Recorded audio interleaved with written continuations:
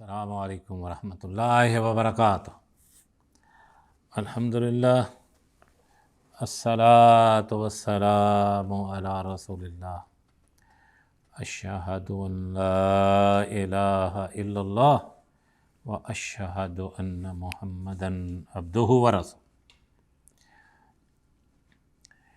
इस मसले का हमारे माशरे के साथ बहुत बड़ा ताल्लुक़ है।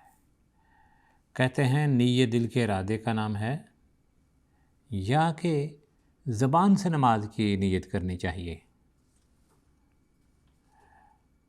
या कहते हैं कि ज़बान से नीयत के अल्फाज अदा करने के बारे में क्या हुक्म है। तो जवाब देते हैं कि अल्लाह के नबी सल्लल्लाहु अलैहि वसल्लम ने फरमाया कि इन्नमल अमालु बिन्नियत व इन्नमा लिकुल्लि इम्रिइन मा नवा।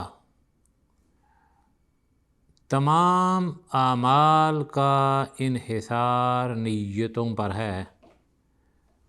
हर शख्स के लिए वही कुछ है जो उसने नीयत की, लेकिन नीयत का मकाम दिल है। ये इस बात की मोहताज नहीं कि उसे ज़बान से अदा किया जाए। मसलन आप जब उठकर वज़ू करने लगें तो नीयत है अक्लमंद और ऐसा इंसान जिसे किसी काम पर मजबूर ना कर दिया गया हो, तो वो जो काम भी करेगा वो नीयत ही से करेगा। इसलिए बाद अहले इल्म ने कहा कि अगर अल्लाह ताला हम पर किसी काम को बिला नीयत करने की ज़िम्मेदारी अहद फरमा देता तो ये तकलीफ़ माला युताक होती। रसूलुल्लाह सल्लल्लाहु अलैहि वसल्लम ने रसूलुल्लाह सल्लल्लाहु अलैहि वसल्लम और हज़रत सहाबा इकराम से ये बात साबित नहीं कि वो नीयत अल्फाज से अदा करते हों। जो लोग अल्फाज के साथ नीयत अदा करते हैं वो अज़रुए जहालत या अहले इल्म की तकलीद के तौर पर ऐसा करते हैं, जिन्होंने ये कहा है कि अल्फाज के साथ भी नीयत की जाए ताकि दिल और ज़बान में अहम हंगी हो जाए। लेकिन हम कहेंगे कि उनकी ये बात सही नहीं है, क्योंकि अगर ये हुक्म शरई होता तो रसूलुल्लाह सल्लल्लाहु अलैहि वसल्लम अपने कौल या फ़ेल से उसे उम्मत के सामने पेश करते। नीयत दिल के इरादे का नाम है। हम ज़कात देते हैं, उसमें दिल में इरादा करते हैं, सदक़ात देते हैं, दिल में इरादा करते हैं। लेकिन बाद जाहिल लोग, अल्लाह हिदायत नसीब करे, ज़बान से नीयत करते हैं। हर नीयत अपनी ज़बान में करते हैं। मसलन उर्दू वाले उर्दू में, पंजाबी वाले पंजाबी में, सिंधी वाले सिंधी में, पश्तो वाले पश्तो में, हिंदी, केरला। ऐसे नहीं है। नमाज अरबी में, शरीयत अरबी में। तो इसलिए नीयत दिल के इरादे का नाम है। इन्नमल आमालु बिन्नियत, कि इंसान के आमाल का दारो मदार उसकी नीयत पर है। आगे इससे मिलता जुलता सवाल ये है कि नफल पढ़ने वाले इमाम के पीछे फ़र्ज़ नमाज पढ़ना जायज़ है। तो जवाब इसका यह है कि नमाज तरावी पढ़ने वाले के पीछे इशा की नमाज पढ़ने में कोई हर्ज नहीं।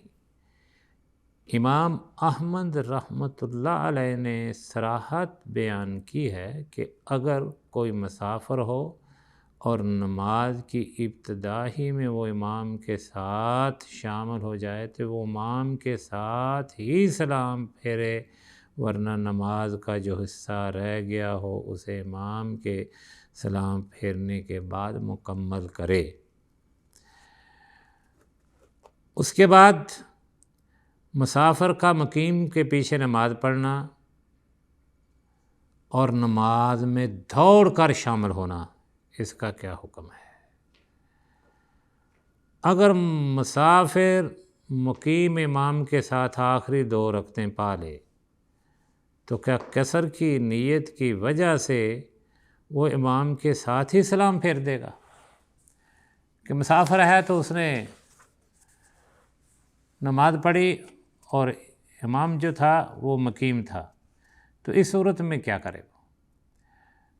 تو جب امام نے مقیم یعنی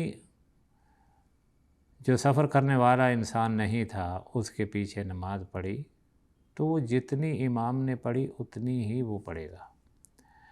مسافر کے لیے سنیں آپ، مسافر کے لیے مقیم امام کی اقتداء میں نماز قصر کرنا جائز نہیں، کیونکہ نبی اکرم صلی اللہ علیہ وسلم کے درجہ ذیل فرمان کے عموم کا یہی تقاضا ہے، فما ادرکتم فصلوا وما فاتکم فاتموا، لہذا نماز کا جو حصہ پا لو اسے پڑھ لو اور جو فوت ہو جائے اسے مکمل کر لو۔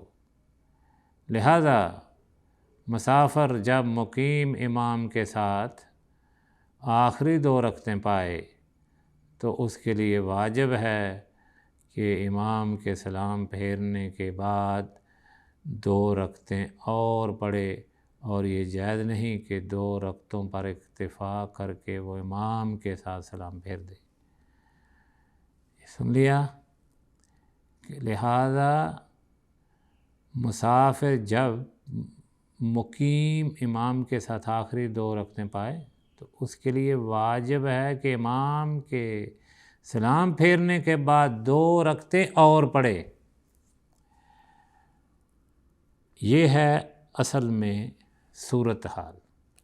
ہمارے ہاں اس طرح کی بے شمار مشاکل ہیں،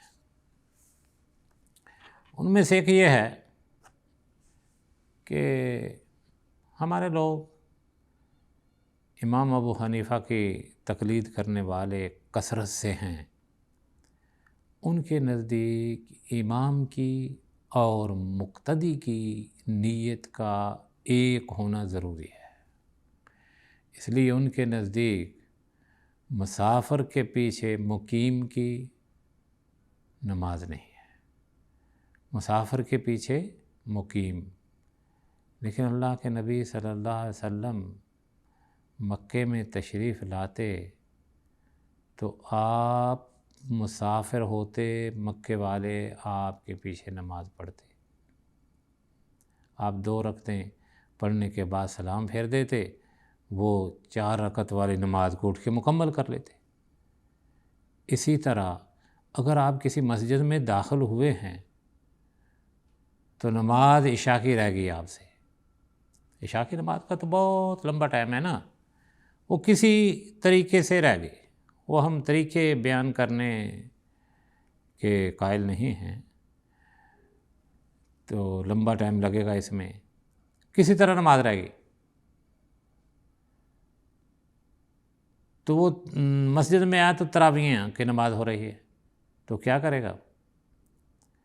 وہ تراویح کیونکہ 2 کر کے پڑھی جاتی ہیں، وہ آ کے ان کے ساتھ نماز کو عشاء کو پڑھے گا، جب 2 پڑھ کے وہ سلام پھیر لیں اٹھ کر 4 مکمل کر لے گا۔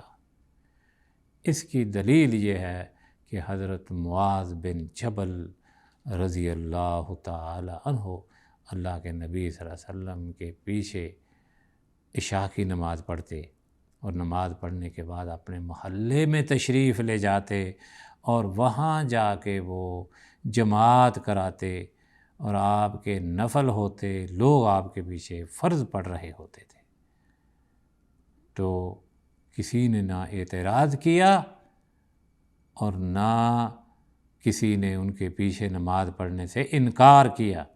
تو اس لیے فرض پڑھنے والے کے پیچھے نوافل، نوافل پڑھنے والے کے پیچھے فرائض ہو جاتے ہیں، مقیم کے پیچھے مسافر کی اور مسافر کے پیچھے مقیم کی نماز پڑھنے میں کوئی حرج نہیں۔ السلام علیکم ورحمۃ اللہ وبرکاتہ۔